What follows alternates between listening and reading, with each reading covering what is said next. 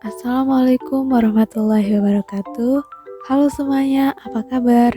Perkenalkan, saya Dewi Famela dari Prodi Pendidikan Teknik Busana Universitas Negeri Yogyakarta. Di sini saya akan sedikit berbagi mengenai ilmu yang sudah saya dapatkan selama saya melaksanakan praktik industri di UKI S Baraharja. UKI S Baraharja sendiri merupakan industri yang bergerak di bidang fashion dengan memproduksi busana pesta, kebaya, busana pengantin, busana pesta anak, dan sejenisnya. Usaha ini berdiri sekitar tahun 2015 hingga sekarang, yang beralamatkan di Jalan Karangbendo Kulon nomor 274, Jaranan Banguntapan, Kecamatan Banguntapan, Bantul, Daerah Istimewa Yogyakarta. Nama usaha sendiri diambil dari nama asli pemilik usaha, yaitu UKI S Baraharja. Produksi busana di UKI S Baraharja adalah custom sesuai dengan permintaan pelanggan.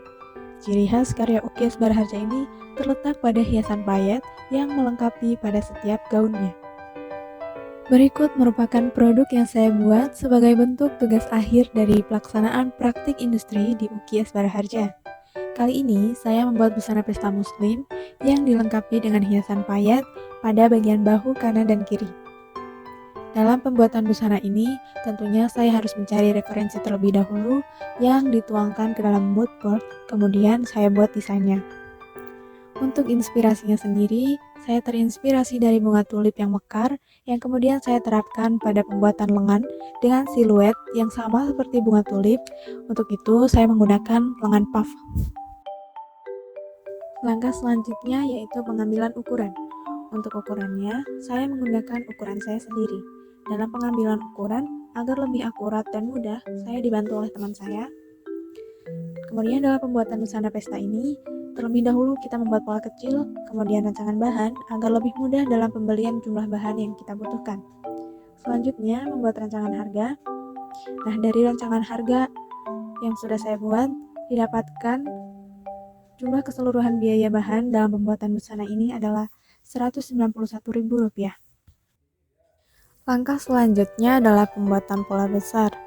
Ada yang lebih mudah dari pembuatan pola di UKI S Baraharja, yaitu pada pembuatan pola kerah.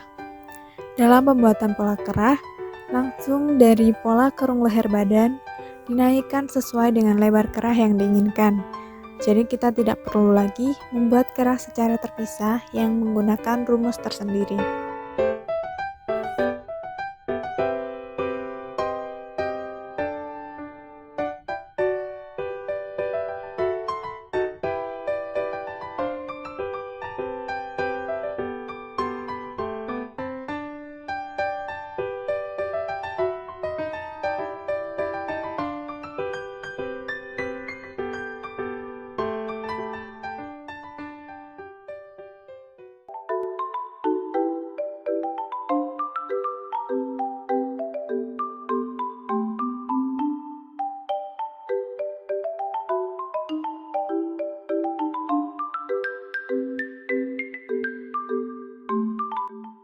Pola yang sudah dibuat dan diberi kampuh, kita letakkan pada kain.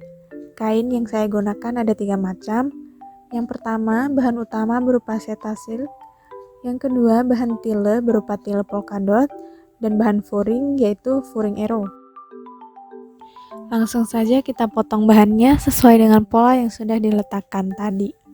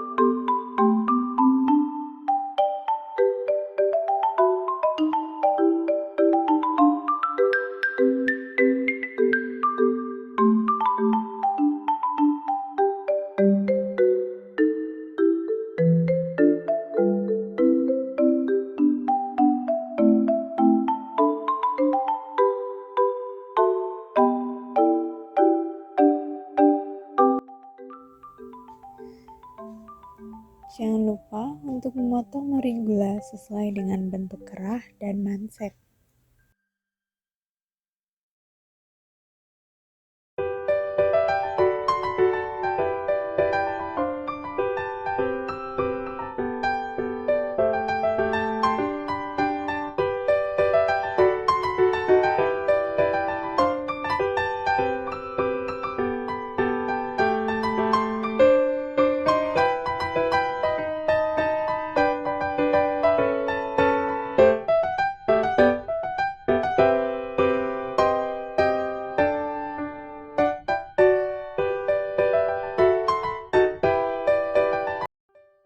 Bahan yang sudah dipotong kemudian dirader untuk memindahkan tanda pola menggunakan karbon dan rader jahit.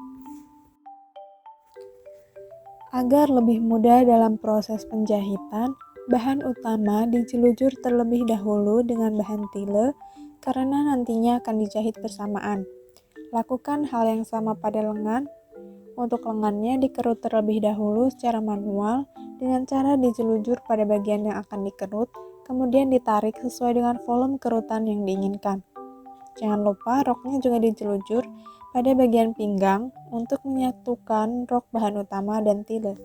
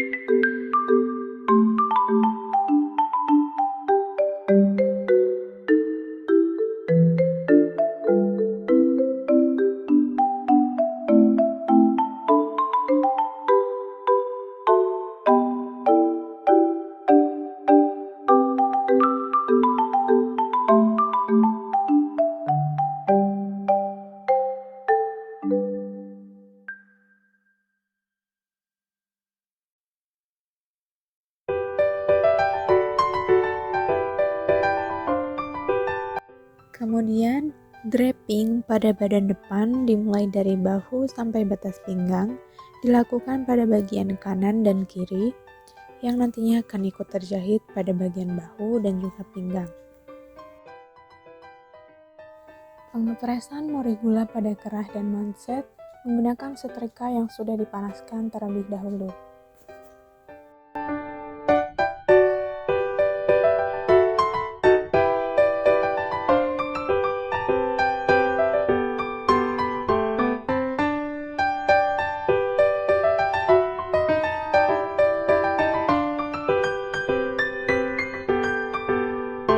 Nah, langkah selanjutnya mari kita menjahit. Dari bahan utama, terlebih dahulu jahit semua kupnet badan, lalu pasangkan wrapping pada badan depan, kemudian jahit bahu dan sisi. Selanjutnya, satukan bagian badan dan rok dengan menjahit pada bagian pinggang.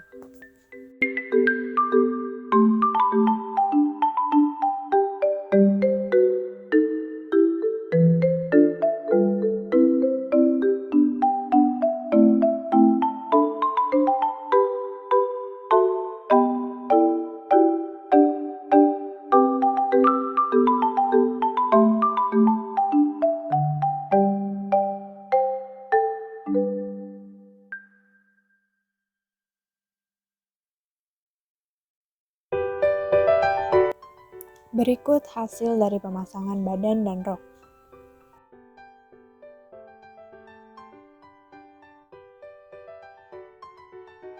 Resleting dipasang pada bagian TB dengan kampuh dari tepi 3-4 cm, kemudian dijahit menggunakan bantuan sepatu rit Jepang agar lebih memudahkan dalam pemasangannya. Lanjutkan menjahit TB rok dengan catatan bahan utama dan tile masing-masing dijahit terpisah. Untuk tile diselesaikan menggunakan kampuh balik dan bahan utama menggunakan kampuh buka. Selain untuk memudahkan dalam proses menjahit, penggunaan koran pada saat menjahit tile atau kain yang bersifat transparan juga untuk membuat hasil jahitan rapi dan tidak berkerut.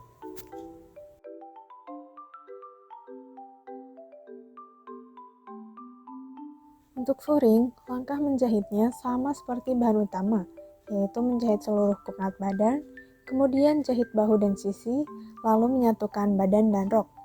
Pemasangan furing pada bahan utama yaitu dijahit bersama pada bagian TB antara bahan utama dan furing, dilanjutkan dengan menjahit TB rok furing menggunakan kampuh buka.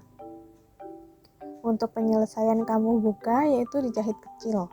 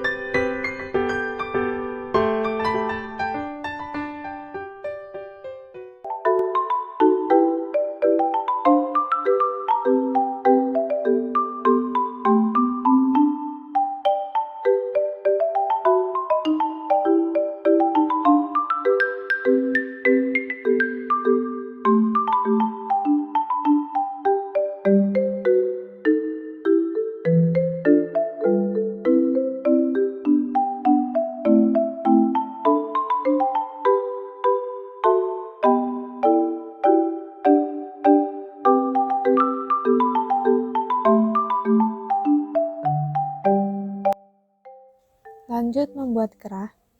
Kerah dijahit terlebih dahulu pada bagian atas dan TB, kemudian satukan antara kerah kanan dan kiri dengan jelujur berulang.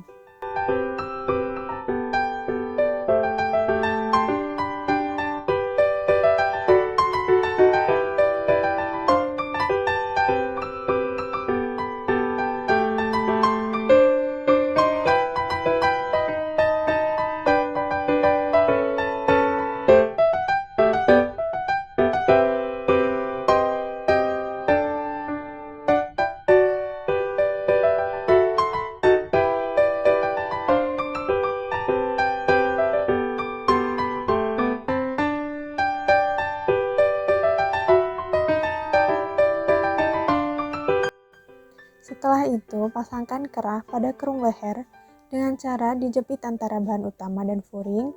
Cara ini bisa dilakukan dengan 2 kali penjahitan. Pertama, jahit kerah dengan bahan utama terlebih dahulu agar lebih mudah. Kemudian, baru dijahit dengan furing.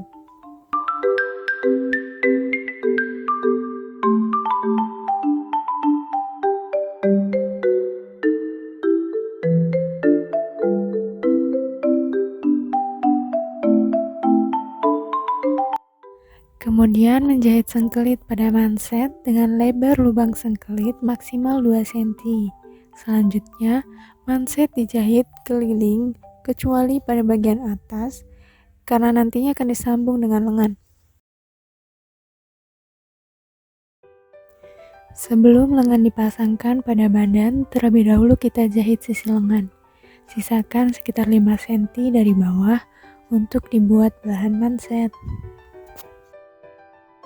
Pasangkan lengan sesuai tanda jahitan dengan penyelesaian kampuh diobras Kemudian menjahit manset, pastikan sengkelit terletak pada bagian depan.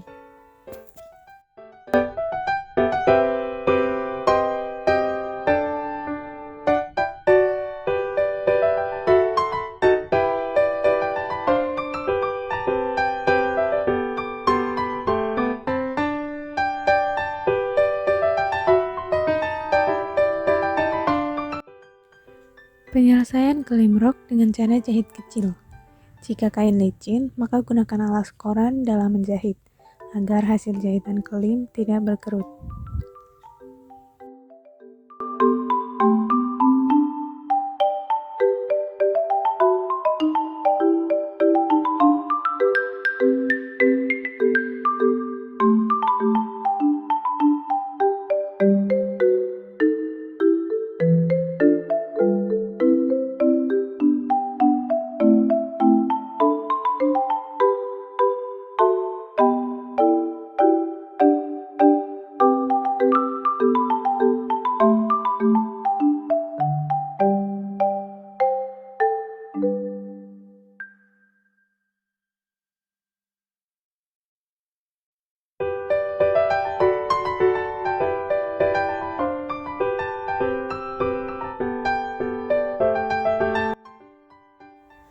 Pembuatan pita pinggang sebagai pelengkap busana dengan panjang 175 cm dan lebar 5 cm.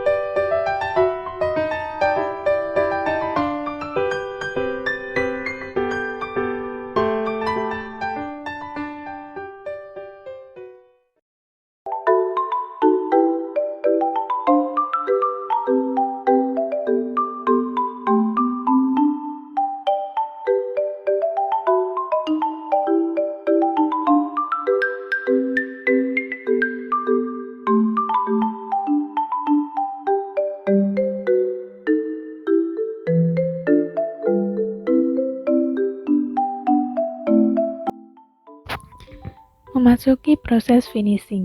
Sebelum itu, karena di sini saya menggunakan kancing bungkus, maka kita buat kancing terlebih dahulu dengan menyiapkan kain sesuai bahan utama dan tile.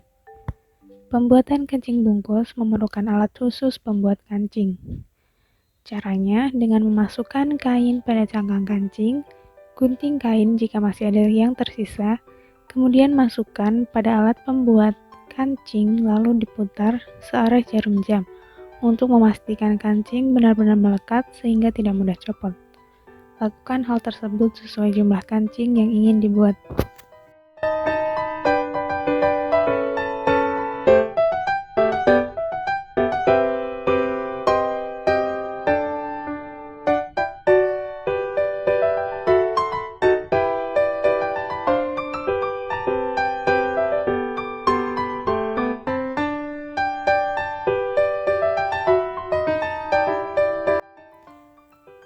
Pasangkan kancing pada manset sesuai dengan jarak sengkelit, masing-masing manset berjumlah 5 kancing. Pasang dengan kuat, namun tidak terlalu kencang agar kancing mudah digunakan.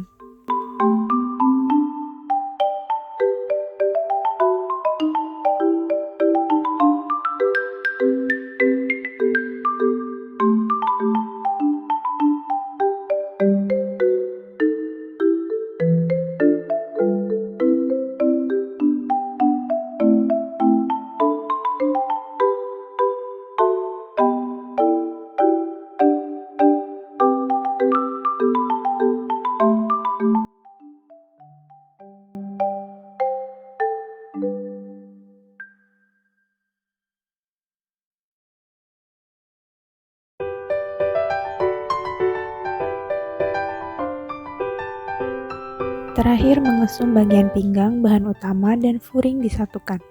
Sebelum disum, kampuh pinggang dicekris terlebih dahulu. Pengesuman pinggang berguna agar saat busana digunakan, rok pada furing terletak tepat pada pinggang.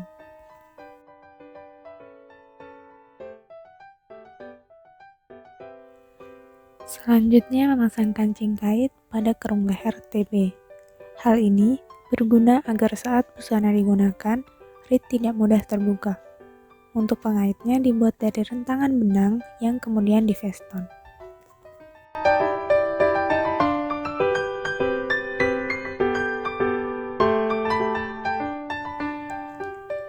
Siapkan bahan-bahan untuk memayat seperti mutiara sintetis dan motif. Kali ini saya menggunakan teknik payat tabur, yang artinya peletakan payat pada busana secara acak, tidak teratur dan bebas. Namun, saya mengikuti arah jatuhnya draping, sehingga payat akan terlihat rapi. Lakukan hal tersebut hingga payat memenuhi draping bagian atas.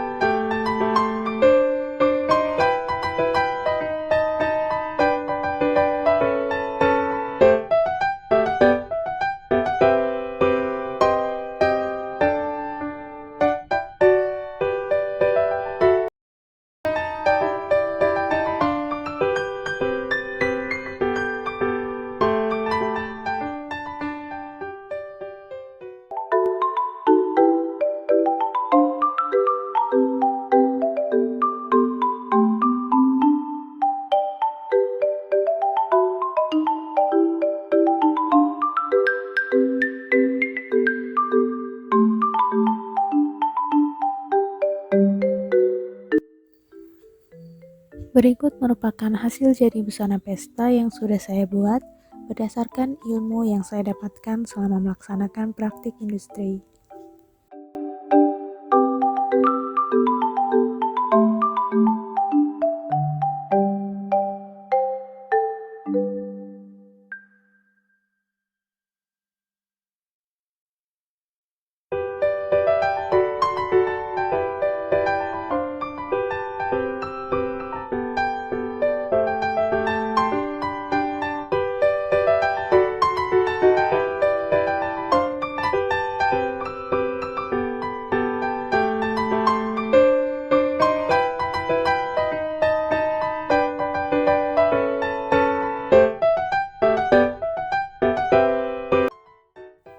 Sekian yang dapat saya sampaikan, ada kurangnya saya mohon maaf.